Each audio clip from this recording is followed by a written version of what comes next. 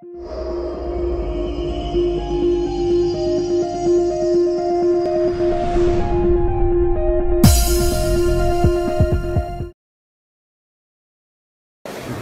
ça y va de la mobilisation, de l'engagement pour prouver aux gens qu'on n'est plus en 1920. Qu'on n'est plus à cette ère. Pour enrichir toujours les échanges, les mêmes délinquants ont stipulé l'une des dispositions encore. Je vous cite aussi l'article 84, alinéa 2 de la loi L06 sur la Cour constitutionnelle. C'est cette disposition qui parle de cette plénière conjointe qui, en aucun cas, on ne peut démettre qu'elle fasse ça. C'est un cas de parjure. Quand il a violé son serment, et dans son serment, c'est de respecter et de faire respecter la République. Montrez-moi la seule loi qu'elle a violée. On parle de gestion financière. Non, on n'occupe pas ça au bas des citoyens. On vous a distribué des recommandations d'une mission d'expression d'État. Ces recommandations sont claires. On leur demande de rembourser 2 776 millions. Qui sait fortement rembourser ça? Au lieu de nous envoyer des âneries de gauche à droite qui ne servent absolument à rien. Donc, et regardez ce projet. C'est ce règlement administratif qui a été fait en mai 2015. Après la mission, le rapport de la mission, il s'est avéré que la mission a fait des recommandations. Le président a pris sur lui-même avec eux d'élaborer ça afin d'intégrer les préoccupations faites par la mission. Ils mettent ça de côté, ils disent net que Kelfa est tenu obligé de faire un projet de loi.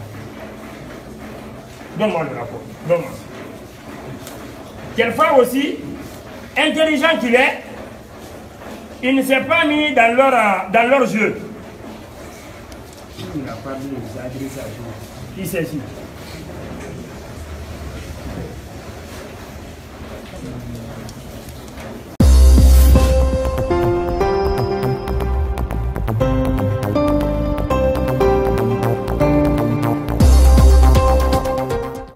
Bonjour. Bonjour. Faites-nous le résumé de la conférence de presse que vous avez organisée. Oui, la conférence de presse qu'on a organisée aujourd'hui était axée à la rébellion et au push qui a été orchestré par certains conseillers que nous traitons de délinquants et de rebelles au sein de la Cour constitutionnelle, qui, en outrepassant le règlement administratif, en outrepassant la loi R06 sur la Cour constitutionnelle, en outrepassant la Constitution guinéenne, on pensait qu'ils étaient libres de satisfaire leurs sales besoins. Nous leur disons que ces pratiques sont des pratiques antérieures et que nous sommes au XXIe siècle. Ces réalités ne sont pas possibles. Nous avons aussitôt lancé un appel aux ambassades, aux institutions, aux partis politiques, aux syndicats, aux organisations civiles, aux citoyens et citoyennes engagés, de toutes corporations confondues, de se mobiliser, de se remobiliser afin de sauver le soldat Kelfa Sall dans les mains de ceux qui sont en train de tenter le push afin de satisfaire leurs sales besoins. Dans cet esprit d'ordre, nous avons pris langue avec l'ensemble des partis politiques, avec certains syndicats et organisations civiles, des manifestations sociales, des meetings et sittings sont prévus. Nous mettons en garde quiconque, de près ou de loin, qui, au fait, survolerait la toile de la Cour constitutionnelle. Nous allons descendre là-bas comme des soldats afin de protéger ce sentinelle de la paix et de l'ancrage démocratique en Guinée.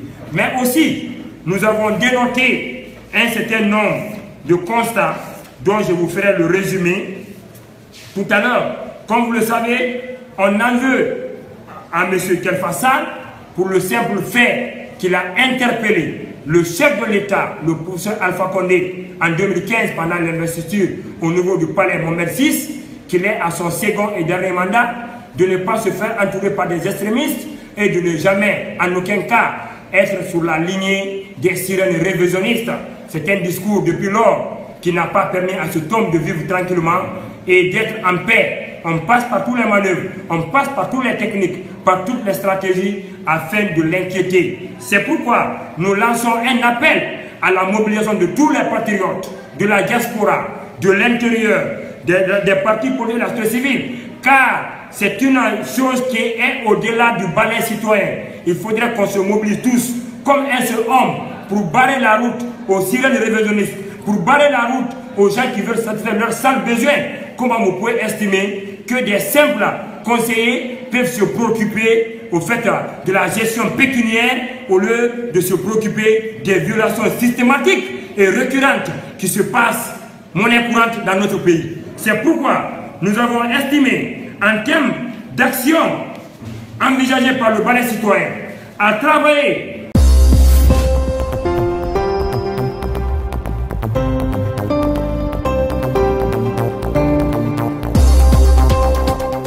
dans le cadre de la mobilisation de toutes les forces vives de la nation, syndicats, partis politiques, sociétés civiles, les citoyens engagés et la diaspora pour sauver le soldat qu'elle façonne de cette grande mafia dont les véritables raisons sont miettes.